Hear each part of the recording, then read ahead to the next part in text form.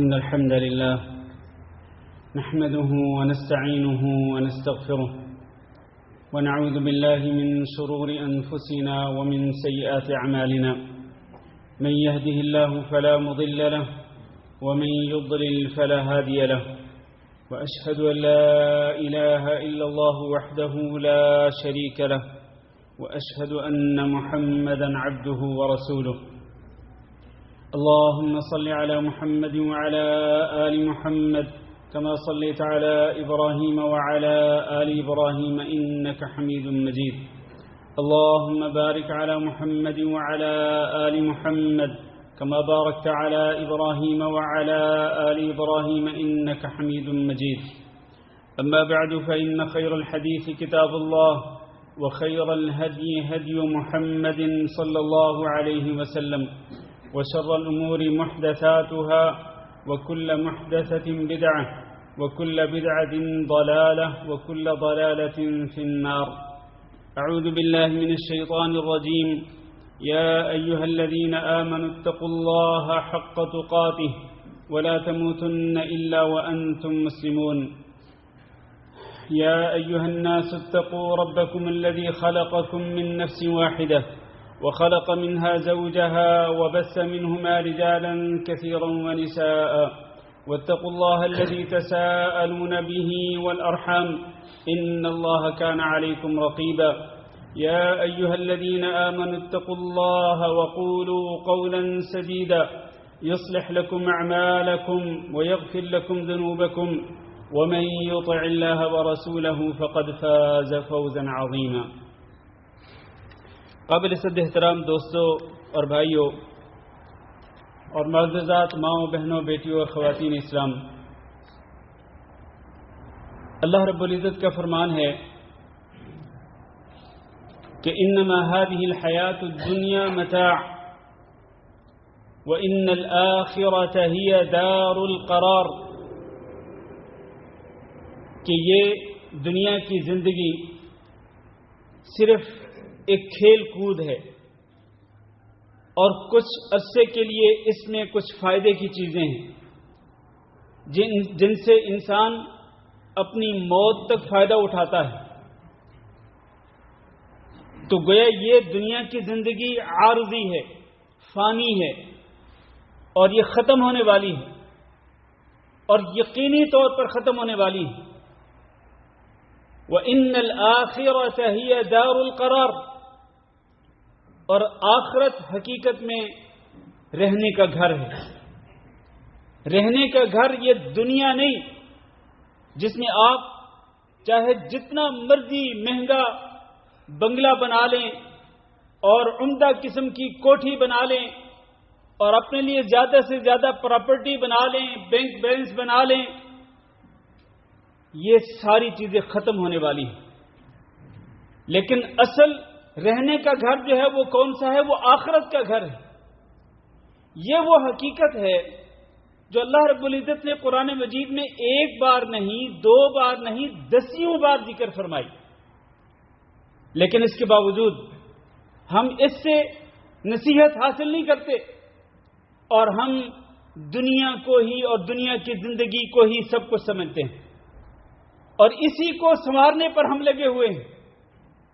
دن اور رات ہم اسی کو سنوارنے پر محنت کر رہے ہیں، ہم کوشش کر رہے ہیں، نہ ہم اپنا آرام دیکھتے ہیں، نہ ہم اپنی نیند کا خیال کرتے ہیں اور نہ ہی ہم اپنی صحت کا خیال کرتے ہیں، بلکہ ایک دوڑ لگی ہوئی ہے، ایک کمپٹیشن چل رہا ہے ہم سب کے درمیان کہ ہم دنیا کی زندگی کو بہتر سے بہتر بنا لیں۔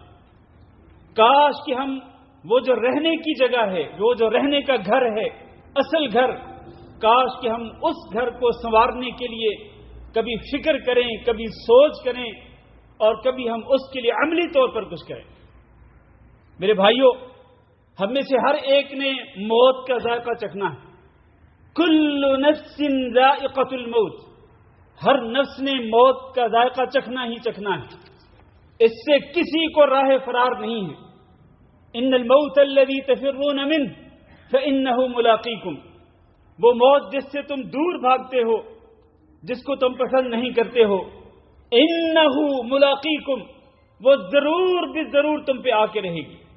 اس کے بعد ثم تردون الی عالم الغیب والشہادہ فینبئکم بما کنتم تعملون، پھر تم سب کو اس اللہ کی طرف لٹا دیا جائے گا جس کو ہر چیز کا علم ہے، ان تمام چیزوں کا علم ہے جو ہماری آنکھوں سے اوجھل ہیں اور جو ہماری آنکھوں کے سامنے ہیں۔ پھر اللہ رب العزت نے ہمیں ہمارے اعمال کی خبر دینی ہے۔ اس لیے ہمیں چاہیے کہ موت کے بعد والی جو زندگی ہے، موت کے بعد والا جو جہان ہے، ہم اس کو سنوارنے کے لیے کوشش کریں۔ اور اس کی پہلی سیڑھی کیا ہے؟ پہلی سیڑھی انسان کا خاتمہ ہے، وہ لمحہ جس میں انسان موت سے دوچار ہوتا ہے۔ اور مجھے اور آپ کو موت سے دوچار ہونا ہے، موت سے ہمارا پالا پڑنا ہے، موت کی سختیوں سے ہم نے گزرنا ہے۔ وَجَاءَتْ سَكْرَةُ الْمَوْتِ، موت کی سختیوں کا اللہ تعالیٰ نے قرآن مجید میں ذکر فرمایا۔ لیکن ہمارا یہ موضوع نہیں، ہمارا موضوع یہ ہے کہ موت آئے تو اللہ رب العزت کی توحید پہ آئے، موت آئے تو اللہ رب العزت کی رضامندی اور اللہ کی خوشنودی پر آئے، موت آئے تو اچھے عمل پہ، صالح عمل پہ آئے۔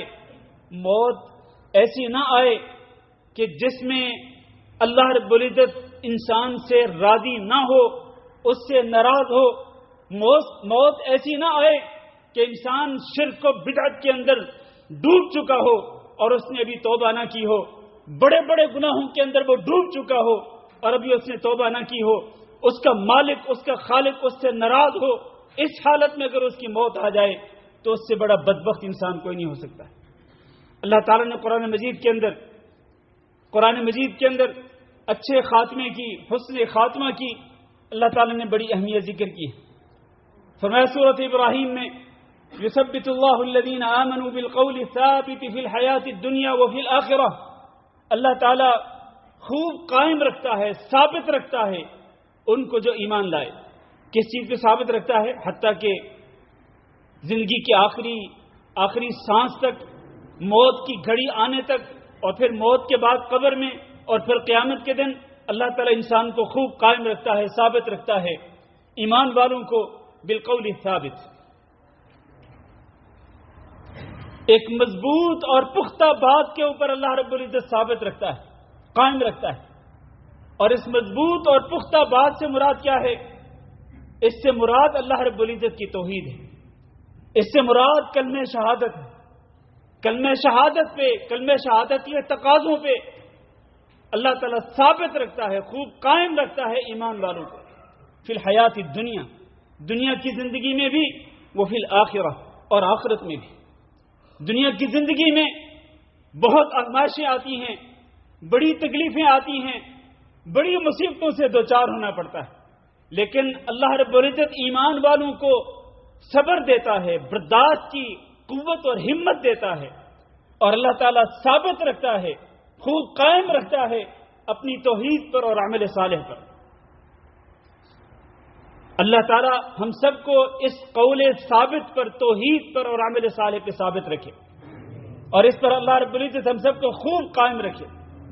میرے بھائیوں، آپ دیکھیں انبیاء علیہ السلام پر کتنی آزمائشیں اور کتنی مصیبتیں آئیں، وہ کلمہ توحید پر ڈٹے رہے۔ حضرت ابراہیم علیہ السلام کو آگ میں ڈالا جانے لگا، اور ان کی زبان پہ تھا حسبنا اللہ ونعم الوکیل۔ اور اسی طرح باقی جو انبیاء تھے ان کو مختلف آزمائشوں سے گزرنا پڑا۔ حضرت یونس علیہ السلام لا الہ الا انت سبحانک انی کنت من الظالمین، خود ہمارے نبی حضرت محمد صلی اللہ علیہ وسلم، ان پر کتنی آزمائشیں آئیں، اور آپ پر ایمان لانے والے جو ابتدائی کمزور مسلمان تھے، ان میں بلال، ان میں خبیب، ان میں عمار بن یاسر رضی اللہ عنہم اجمعین، یہ سارے کے سارے تکلیفوں مصیبتوں سے گزرے، لیکن انہوں نے کلمہ شہادت کو نہیں چھوڑا۔ یہ معنی ہے اس کا کہ یثبت اللہ تعالیٰ قائم رکھتا ہے، خوب قائم رکھتا ہے، اللہ تعالیٰ ثابت قدمی عطا کرتا ہے ایمان والوں کو۔ کس پر؟ القول ثابت، توحید پر اور عمل صالح پر اللہ تعالیٰ ثابت رکھتا ہے، دنیا کی زندگی میں بھی، وہ فی الآخرہ، اور آخرت کی زندگی میں بھی. آخرت کی زندگی میں کس طرح؟ دو احادیث سنیے. پہلی حدیث جس میں رسول اکرم صلی اللہ علیہ وسلم ارشاد فرماتے ہیں اذا اقعد المؤمن فی قبرہ، جب مومن قبر میں بٹھایا جاتا ہے، کیونکہ اس کے اہل خانہ، اس کے ورثاء اس کو قبر کے اندر لٹا کے چلے جاتے ہیں، قبر کا منہ بند کر کے قبر کے اوپر مٹی ڈال کے چلے جاتے ہیں. اس کے بعد فرشتے آتے ہیں اور مومن کو قبر کے اندر اٹھا کے بٹھاتے ہیں. ثم شہد اللہ الہ الا اللہ وان محمد رسول اللہ، پھر وہ گواہی دیتا ہے فرشتوں کے سامنے کہ اللہ کے سوا کوئی معبود برحق نہیں اور محمد صلی اللہ علیہ وسلم اللہ کے بندے اور اس کے رسول ہیں. یہ وہ کلمہ شہادت ہے جو اس نے زندگی میں پڑھا اور پھر اس پہ جمع رہا، اس پہ ثابت قدم رہا، اس پہ استقامت اختیار کی، اس کلمہ شہادت کے تقاضوں کو پورا کیا، اللہ کی توحید پہ ڈٹا رہا، اللہ کی توحید میں کبھی شرک نہیں کیا، اور محمد صلی اللہ علیہ وسلم کو اللہ کا بندہ اور اس کا رسول ماننے کے بعد آپ صلی اللہ علیہ وسلم کی اطاعت و فرمانبرداری پہ لگا رہا، کبھی اللہ اور اللہ کے رسول کی نافرمانی نہیں کی. یہ وہ کلمہ شہادت ہے کہ جو اس کی زبان سے جاری ہوا اس کی موت کے وقت، اب قبر کے اندر بھی اللہ تعالیٰ اس کو ثابت رکھتا ہے. اسی کلمہ شہادت پر وہ شہادت دیتا ہے لا الہ الا اللہ وان محمدا عبدہ ورسولہ. تو یہ معنی ہے نبی صلی اللہ علیہ وسلم نے یہ بیان کر کے پھر آپ صلی اللہ علیہ وسلم نے یہ آیت پڑھی کہ یثبت اللہ الذین آمنوا بالقول الثابت فی الحیاۃ الدنیا وفی الآخرہ. اس کا یہ معنی ہے کہ مرتے وقت بھی اللہ تعالیٰ شہادت پہ قائم رکھتا ہے اور مرنے کے بعد قبر کے اندر بھی اللہ تعالیٰ مومن کو کلمہ شہادت پہ قائم رکھتا ہے. یہ ایک حدیث. دوسری حدیث نبی صلی اللہ علیہ وسلم نے ارشاد فرمایا کہ مومن کو جب اس کی قبر میں رکھا جاتا ہے اور اس کے ورثاء اس کو چھوڑ کر چلے جاتے ہیں وَإِنَّهُ لَيَسْمَعُ قَرْعَ أَنْعَالِهِمْ، اور وہ مومن قبر کے اندر اپنے ورثاء کی جوتوں کی آواز کو سن رہا ہوتا ہے. یہاں یہ وضاحت کرتا چلوں کہ ان الفاظ سے بعض لوگوں کو یہ غلطی لگی. وہ کہتے ہیں کہ مردے سنتے ہیں، کیونکہ حدیث کے اندر یہ موجود ہے کہ جب میت کو مومن کو دفنانے کے بعد اس کے ورثاء جا رہے ہوتے ہیں تو ان کے جوتوں کی آواز وہ میت سن رہا ہوتا ہے. اس کا مطلب میت سنتا ہے، مردے سنتے ہیں. میرے بھائیوں، اللہ تعالیٰ نے عمومی طور پر قرآن مجید کے اندر یہ قاعدہ ذکر فرما دیا انک لا تسمع الموتى، آپ مردوں کو نہیں سنا سکتے. بلکہ اس سے بھی زیادہ فرمایا وما انت بمسمع من فی القبور، اے محمد صلی اللہ علیہ وسلم آپ ان کو نہیں سنا سکتے جو قبروں کے اندر ہے. اگر محمد صلی اللہ علیہ وسلم قبروں کے اندر مدفون لوگوں کو نہیں سنا سکتے تو میں اور آپ کیسے سنا سکتے ہیں؟ چاہے کسی بزرگ کی قبر پہ کیوں نہ ہو، کسی ولی کی قبر پہ کیوں نہ، حتیٰ کہ کسی نبی کی قبر پہ کیوں نہ ہو، ہم کیسے سنا سکتے ہیں؟ وہ اللہ کے نبی صلی اللہ علیہ وسلم قبر والوں کو نہیں سنا سکتے. یہ قرآن کہہ رہا ہے، یہ میں نہیں کہہ رہا، قرآن کہہ رہا ہے وما انت بمسمع من فی القبور. تو میں اور آپ کیسے سنا سکتے ہیں؟ لیکن بعض خاص موقعوں پہ اللہ تعالیٰ جس کو چاہے سنا سکتا ہے. ولیکن اللہ یسمع من یشاء، لیکن اللہ تعالیٰ جس کو چاہتا ہے سنا سکتا ہے. وہ جنگ بدر کے اندر وہ جن صنادید قریش کے بڑے بڑے سرداروں کو قتل کیا گیا تھا، وہ کمزور مسلمانوں کے ہاتھوں وہ ہلاک ہو گئے تھے، تو ان کی لاشوں کو گھسیٹ کر جب ایک کنویں کے اندر پھینکا گیا تھا تو وہاں نبی صلی اللہ علیہ وسلم نے ان کو مخاطب کرتے ہوئے فرمایا تھا کہ هل وجدتم ما وعد ربكم حقا، هل وجدتم ما وعد ربكم حقا، کیا تم نے وہ پالی وہ چیز جس کا تمہارے رب نے تم سے وعدہ کیا تھا؟ یعنی کیا وہ عذاب تمہیں مل گیا جس کا اللہ تعالیٰ نے تم سے وعدہ کیا تھا؟ تو عمر رضی اللہ تعالیٰ نے کیا کہا تھا؟ کہتے اللہ کے رسول وہ آپ کی بات سن لیں. آپ نے فرمایا کہ تم ان سے زیادہ نہیں سن رہے، اللہ تعالیٰ جس کو چاہے سنا سکتا ہے. اس کا مطلب یہ ہے کہ بعض خاص موقعوں پہ اللہ تعالیٰ جس کو چاہے سنا سکتا ہے. ان خاص موقعوں میں سے ایک موقع کون سا ہے؟ وہ جب میت کو دفنایا جاتا ہے اور جب کہ وہ اس کے ورثاء پیٹھ پھیر کے جا رہے ہوتے ہیں تو وہ ان کے جوتوں کی آواز کو سن رہا ہوتا ہے. یہ ایک خاص موقع ہے. اس لیے اس سے عمومی دلیل پکڑنا کہ عمومی طور پر مردے سنتے ہیں، یہ عقیدہ سراسر غلط ہے اور یہ مشرکین والا عقیدہ ہے. چلیں ہم آگے بڑھتے ہیں. میں نے درمیان میں رک کر اس مسئلے کی وضاحت کرنا ضروری سمجھا.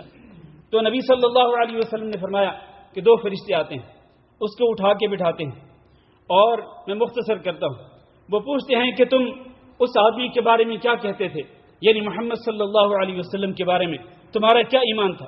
وہ اس وقت یوں کہتا ہے اشہد انہ عبد اللہ ورسولہ, میں گواہی دیتا ہوں کہ وہ جن کے بارے میں آپ پوچھ رہے ہیں وہ اللہ کے بندے اور اس کے رسول صلی اللہ علیہ وسلم. گویا کہ قبر کے اندر بھی جب انسان کی آزمائش ہوتی ہے, اور قبر کی آزمائش اور قبر کے امتحان بہت سخت ہے. اگرچہ قبر میں ہونے والے امتحان کا جو پیپر ہے, اس کے جو کویسچن, جو سوالات ہیں وہ آؤٹ کر دیے گئے ہیں تاکہ میں اور آپ ان سوالوں کے جوابات ڈھونڈ سکیں, ان کے لیے تیاری کر سکیں. قبر میں جانے سے پہلے ہم تیار ہو کر قبر کے اندر جائیں, لیکن اس کے باوجود میرے بھائیوں بڑا ہی کڑا, بڑا ہی سخت امتحان ہوگا. تو وہاں اس امتحان میں بھی اللہ رب العزت ثابت قدم رکھے گا کس کو؟ مومن کو, کہ وہ وہاں بھی یہ گواہی دے گا کہ وہ جن کے بارے میں آپ مجھ سے پوچھ رہے وہ محمد صلی اللہ علیہ وسلم اللہ کے بندے اور اس کے رسول ہیں. چنانچہ اس کے لیے اس کی قبر کو کھول دیا جائے گا اور اس کو دکھلایا جائے گا کہ دیکھو وہ تمہارا ٹھکانہ تھا جہنم کے اندر, اللہ تعالیٰ نے تمہیں جہنم کے اندر اس ٹھکانے سے بچا کر تمہیں جنت کا یہ ٹھکانہ عطا کر دیا. اور پھر کافر اور فاجر, اس کے پاس بھی اسی طرح فرشتے آتے ہیں, اس کو بھی اٹھا کے بٹھاتے ہیں, اس سے بھی پوچھتے ہیں اسی طرح. تو وہ کہتے ہیں میں نہیں جانتا وہ کون ہے وہ شخصیت جس کے بارے میں آپ مجھ سے پوچھ رہے ہیں, میں نے تو ویسے کہا جیسے لوگوں نے کہا. فرشتے کہتے ہیں نہ تو نے جانا نہ تو نے جاننے کی کوشش کی. پھر اس کے اوپر ایک ہتھوڑے کی مار, ہتھوڑے کی لوہے سے بنے ہوئے ہتھوڑے کے ساتھ اس کو مارا جاتا ہے اور اس سے اس کی ایسی چیخ نکلتی ہے. اللہ کے رسول فرماتے ہیں فَيَصِيحُ صَيْحَةً يَسْمَعُهَا مَنْ يَلِيهِ غَيْرُ الثَّقَلَيْنِ, جن و انس کے علاوہ باقی تمام کی تمام مخلوقات اس کی چیخ کی آواز کو سنتی. اور میرے بھائیوں اپنے اس امتحان کے لیے تیاری کرو. موت کی گھڑی, وہ نبی صلی اللہ علیہ وسلم نے موت کے وقت بھی آزمائش سے اللہ کی پناہ مانگی. وہ جو ہم دعا کرتے ہیں نا, یہ تشہد کے آخر میں 4 چیزوں سے اللہ کی پناہ, ان میں ایک چیز کیا ہے؟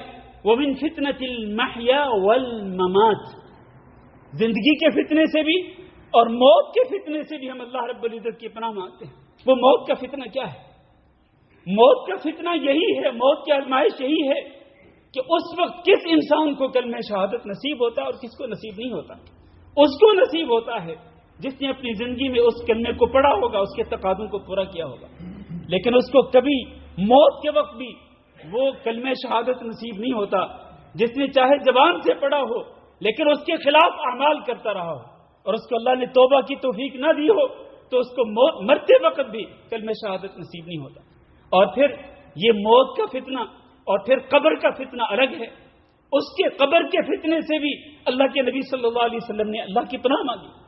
وَمِن فِتْنَةِ الْقَبْرِ, وہ قبر کا فتنہ کیا ہے؟ وہ یہی ہے جو ابھی میں نے حدیث کے اندر پڑھ کے سنایا آپ کو. وہاں قبر جو کہ چاروں طرف سے بند ہوتی ہے, وہاں کوئی آپ کا مددگار نہیں آ سکتا ہے. یارو مددگار آپ کی مدد کے لیے کوئی نہیں آئے گا. ایون آپ کے ماں باپ, آپ کے بیوی بچے, آپ کے بہن بھائی, آپ کی مدد کو کوئی نہیں آئے گا. وہاں بھی امتحان ہونا ہے میرے عزیز بھائیوں. تو یہ معنی ہے یثبت اللہ الذین آمنوا بالقول الثابت فی الحیات الدنیا وفی الآخرہ. دنیا میں بھی اللہ تعالیٰ ایمان والوں کو ثابت رکھتا ہے, سچے ایمان والوں کو, اللہ کی توحید پہ قائم اور دائم رہنے والے ایمان والوں کو, اور اللہ کے رسول کی فرم برداری پہ استقامت کرنے والے, استقامت اختیار کرنے والے جو مومن ہیں, اللہ ان کو ثابت رکھتا ہے دنیا میں بھی, موت کے وقت بھی, قبر میں بھی, اور اسی طرح قیامت کے دن بھی. نبی کریم صلی اللہ علیہ وسلم کے ایک فرمان سنیں. آپ نے فرمایا اذا اراد اللہ بعبده خیرا استعمله, جب اللہ تعالیٰ کسی بندے سے خیر کا ارادہ کرتے تو اللہ تعالیٰ اس سے عمل کرواتا ہے. صحابہ کرام نے کہا اللہ کے رسول عمل کروانے کا کیا مطلب ہے؟ نبی صلی اللہ علیہ وسلم نے اس کی وضاحت فرمایا کہ یوفقه لعمل صالح قبل موته ثم يقبضه عليه, کہ اللہ تعالیٰ انسان کے مرنے سے پہلے اس کو نیک عمل کی توفیق دیتا ہے, نیک عمل کی, عمل صالح کی توفیق دیتا ہے. ثم يقبضه عليه, پھر اسی پر اس کی روح کو قبض کر لیتا ہے.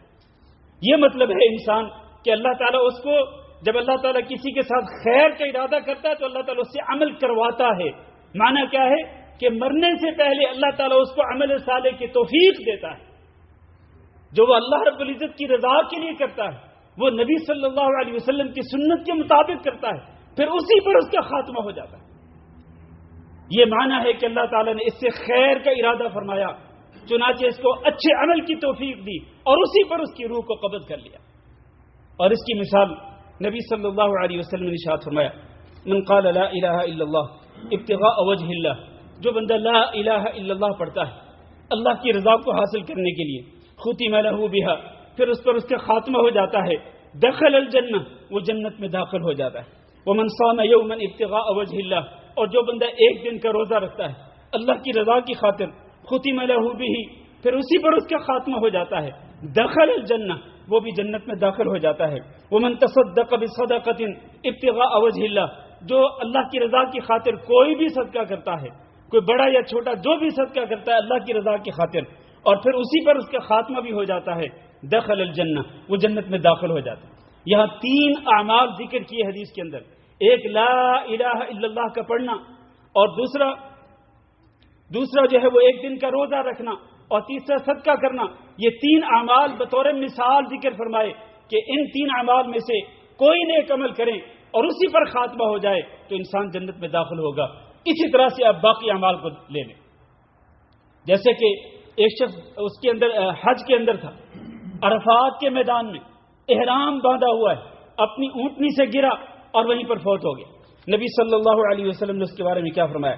فرمایا کہ اس کو اس پانی کے ساتھ غسل دو جس کے اندر بیری کے پتے ملے ہوئے ہوں، وَكَفِّنُهُ فِي ثَوْبَيْنِ، اور جو احرام کی چادریں اس نے پہنی ہوئی ہیں انہی چادروں کے اندر اس کو کفن پہنا دو، وَلَا تُحَنِّطُوهُ، اور اس کو خوشبو نہ لگاؤ، وَلَا تُخَمِّرُوا رَأْسَهُ، اور اس کے سر کو مت ڈھانپو کیونکہ احرام کی حالت میں سر کو ڈھانپنا جائز نہیں۔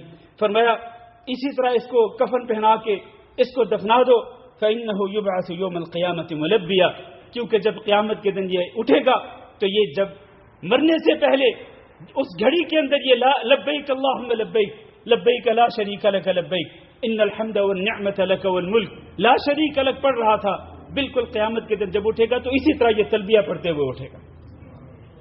یہ ایک دوسری مثال میں نے آپ کے سامنے پیش کی کہ ایک عمل صالح کی اللہ تعالیٰ انسان کو توفیق دیتا ہے اور پھر اسی پر اس کا خاتمہ ہو جاتا ہے۔ آپ نے کئی واقعات سنے ہوں گے کہ کئی حضرات کو ان کی موت ان کے سجدے کی حالت میں آئی، کئی حضرات کو ان کی موت کہاں آئی؟ نماز کے سجدے کی حالت میں۔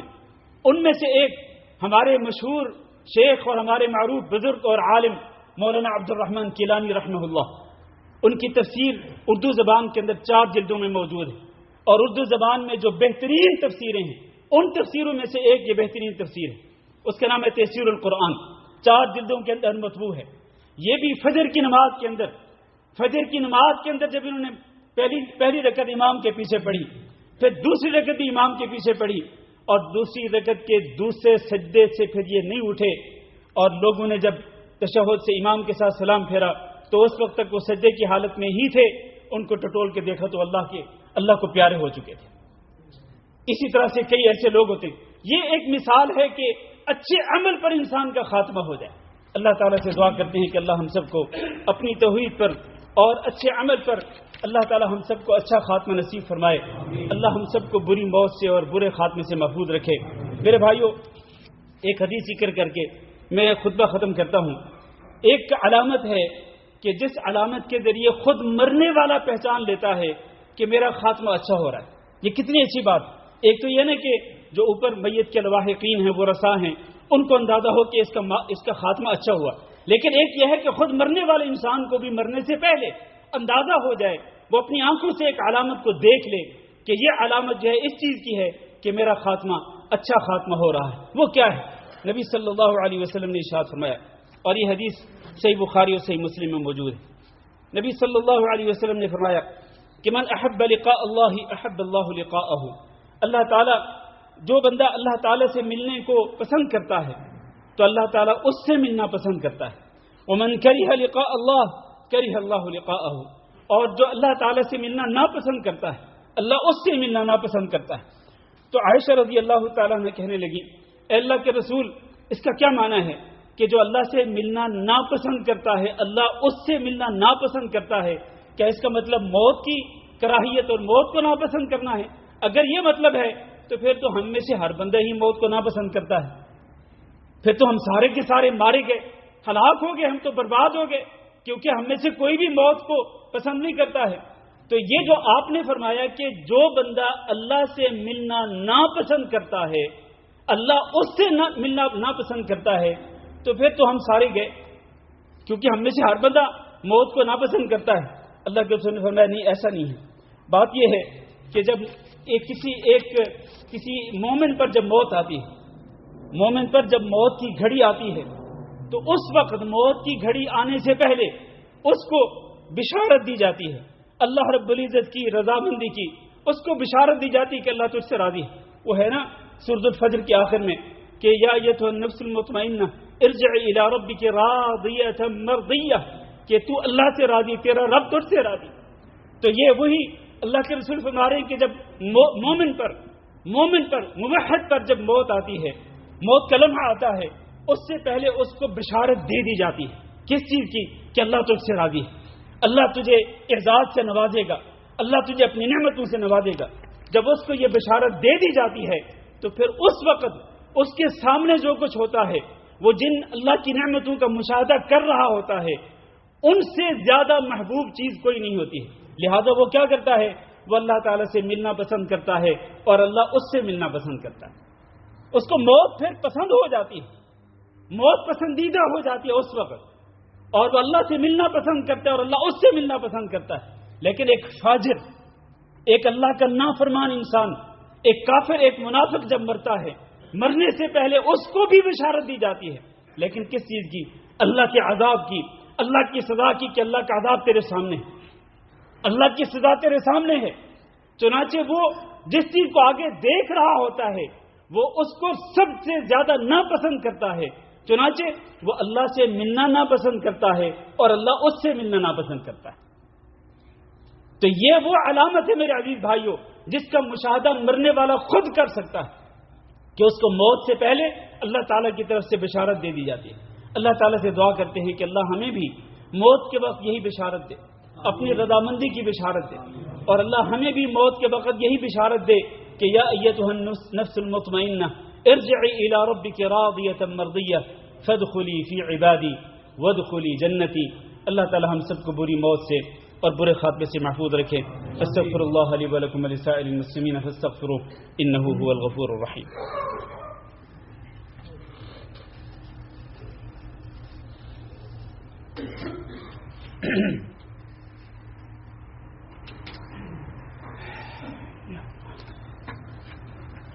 إن الحمد لله نحمده ونستعينه ونستغفره ونعوذ بالله من شرور أنفسنا ومن سيئات أعمالنا، من يهده الله فلا مضل له ومن يضلل فلا هادي له، أشهد أن لا إله إلا الله وحده لا شريك له، وأشهد أن محمدا عبده ورسوله۔ اللهم صل على محمد وعلى آل محمد كما صليت على إبراهيم وعلى آل إبراهيم إنك حميد مجيد۔ اللهم بارك على محمد وعلى آل محمد كما باركت على إبراهيم وعلى آل إبراهيم إنك حميد مجيد۔ اما بعد، عزیز بھائیو اور دوستو، ایک تو وہ علامت ہے اچھے خاتمہ کی جو ابھی آپ نے پچھلے خطبہ جمعہ میں سنی، اور جس کا مشاہدہ خود مرنے والا انسان کر لیتا ہے اور اس کا ادراک کر لیتا ہے۔ اور کچھ علامات ایسی ہیں کہ جن کا مشاہدہ اس مرنے والے انسان کے وہ رسا کرتے ہیں، اور وہ پھر یہ کہتے بھی ہیں، بیان بھی کرتے ہیں کہ اس آدمی کا خاتمہ اچھا ہوا، اچھے عمل پہ ہوا۔ ان میں سے ایک علامت کہ مرنے والا انسان مرنے سے پہلے خود کلمہ شہادت اپنی زبان سے پڑھے، تو نبی صلی اللہ علیہ وسلم کا فرمان ہے کہ جس کا آخری کلام لا الہ الا اللہ ہوتا ہے وہ جنت میں داخل ہو جاتا ہے۔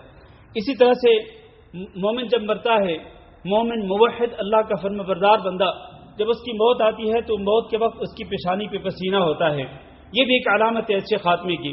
اسی طرح اللہ رب العزت کے راستے میں شہادت حاصل کرنا، یہ بھی اچھی موت اور اچھے خاتمے کی علامات میں سے ایک علامت ہے۔ میں مختصر کر رہا ہوں۔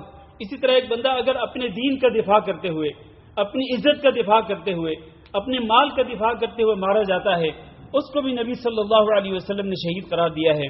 میرے بھائیوں، اچھے خاتمے کے اسباب کون سے ہیں کہ جن اسباب کو میں اور آپ اختیار کریں اور پھر ہم ان اسباب کو اختیار کرنے کے بعد ہم اللہ تعالیٰ سے امید رکھیں کہ ہمارا خاتمہ ایمان پہ اور اچھا خاتمہ ہوگا، اچھی موت ہوگی.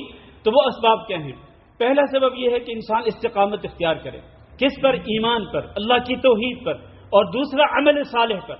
ایمان اور عمل صالح پر انسان استقامت اختیار کرے، یعنی جم کر ڈٹ کر وہ ان دونوں کو اپنائے، اللہ کی توحید کو اور اسی طرح عمل صالح کو کبھی نہ چھوڑے. اور عمل صالح میں میرے بھائیوں سب سے اہم جو عبادت ہے وہ 5 وقتی نماز. 5 نمازیں پابندی کے ساتھ پڑھا کریں. نمازوں کے معاملے کے اندر آپ سستی اور غفلت نہ کیا کریں. اور مردوں کو چاہیے کہ وہ مساجد کے اندر آ کر، اللہ کے گھروں میں آ کر وہ 5 نمازیں پابندی کے ساتھ باجماعت پڑھا کریں. یہ ایک وہ سبب ہے کہ اگر آپ اس پر جم جائیں گے، اس پر استقامت اختیار کریں گے تو اللہ رب العزت کی توفیق کے ساتھ آپ کو اچھا خاتمہ نصیب ہوگا. اور اسی طرح پھر آپ صبح و شام کے اذکار پڑھتے رہیں. صبح و شام کے اذکار پڑھیں گے تو آپ مرنے کی، آپ زندگی کے فتنوں سے بھی بچ جائیں گے اور اسی طرح موت کے فتنے سے بھی آپ بچ جائیں گے. اور تیسری بات یہ ہے کہ آپ قرآن مجید کی تلاوت ضرور کیا کریں. قرآن مجید کی تلاوت کو اپنی روزمرہ روٹین کا آپ معمول بنائیں. ڈیلی روٹین، ڈیلی روٹین، یہ نہیں کہ ایک ہفتے کے بعد یا جیسے جمعہ کے دن آپ نے سورۃ الکہف پڑھ لی، اس کے بعد پورا ہفتہ پورا قرآن مجید بند کبھی آپ نے ہاتھ میں نہیں لگایا، یا مہینوں اس کا چانس ہی نہیں آتا ہے کہ آپ قرآن کو اٹھائیں اور پڑھیں. نہیں میرے بھائیوں، ایک مسلمان کی زندگی جو ہے وہ اس سے خالی نہیں ہو سکتی ہے کہ وہ ڈیلی قرآن مجید کی تلاوت نہ کرے. ڈیلی قرآن مجید کی تلاوت کو اپنی زندگی کا حصہ بنائیں. تو یہ کچھ اسباب ہیں کہ جن کو اختیار کر کے انسان جو ہے وہ اچھی موت اور اچھا خاتمہ جو ہے اس کو حاصل ہو سکتا ہے. اسی طرح سے انسان کو یہ دعا بھی کرنی چاہیے جو نبی صلی اللہ علیہ وسلم اکثر و بیشتر کرتے تھے، یا مقلب القلوب ثبت قلبی علی دینک، یا مقلب القلوب ثبت قلبی علی دینک، یا مقلب القلوب ثبت قلبی علی دینک. اور سورۃ آل عمران کے شروع میں ایک دعا اللہ نے بتلائی ہے، ربنا لا تزغ قلوبنا بعد اذ هديتنا وهب لنا من لدنك رحمة انك انت الوهاب. میرے عزیز بھائیوں، بس آخر میں ایک حدیث ذکر کر کے میں خطبہ ختم کر رہا ہوں. نبی صلی اللہ علیہ وسلم نے ارشاد فرمایا کہ ایک بندہ جنت والے اعمال کرتا ہے، ساری زندگی جنت والے اعمال کرتا رہتا ہے، آخر میں اس کی تقدیر سبقت لے جاتی ہے، چنانچہ وہ جہنم والا کوئی عمل کرتا ہے اور اسی پر اس کا خاتمہ ہوتا ہے، پھر وہ جہنم میں داخل ہو جاتا ہے. اور ایک انسان ساری زندگی جہنم والے کام کرتا ہے، آخر میں اس کی تقدیر اس پہ سبقت لے جاتی ہے اور پھر وہ جنت والا کوئی عمل کرتا ہے اور اس پر اس کا خاتمہ ہو جاتا ہے اور وہ جنت میں داخل ہو جاتا ہے. میرے بھائیوں، اللہ کے رسول نے اسی حدیث کے آخر میں ارشاد فرمایا کہ انما الاعمال بالخواتیم. دار و مدار کس چیز پہ ہے؟ انسان کے آخری اعمال پہ ہے کہ آخری اعمال انسان کے کیسے ہوتے ہیں جن پر انسان کا خاتمہ ہوتا ہے. اور مجھے اور آپ کو کچھ بھی گارنٹی حاصل نہیں ہے کہ ہم نے کتنا جینا ہے، ہماری زندگی کتنی ہے. لہذا ہمیں ہر وقت اعمال صالحہ کرتے رہنا چاہیے کہ جہاں ہم امید رکھ سکیں اللہ رب العزت سے کہ ہمارا خاتمہ اچھا خاتمہ ہوا ہے، توحید پر ہوا ہے، عمل صالح پر ہوا ہے. اللہ تعالی ہم سب کو برے خاتمے سے محفوظ رکھے. اللهم اغفر لنا وللمؤمنين والمؤمنات وللمسلمين والمسلمات الأحياء منهم والأموات. اللهم إنا نسألك العفو والعافية والمعافاة الدائمة في الدنيا والآخرة. اللهم إنا نسألك رضاك والجنة ونعوذ بك من سخطك والنار. اللهم فرج هم المهمومين ونفس كرب المكروبين واقض الدين عن المدينين واشف مرضانا ومرضى المسلمين. اللهم اشف مرضانا ومرضى المسلمين. اللهم اشف مرضانا ومرضى المسلمين. اللهم وانصر عبادك المستضعفين في فلسطين. اللهم انصر عبادك المستضعفين في فلسطين وفي كل مكان. اللهم أعز الإسلام والمسلمين وأذل الشرك والمشركين.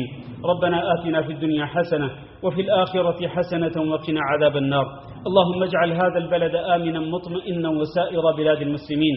عباد الله، إن الله يأمر بالعدل والإحسان وإيتاء ذي القربى وينهى عن الفحشاء والمنكر والبغي يعظكم لعلكم تذكرون. سبحان ربك رب العزة عما يصفون وسلام على المرسلين والحمد لله رب العالمين.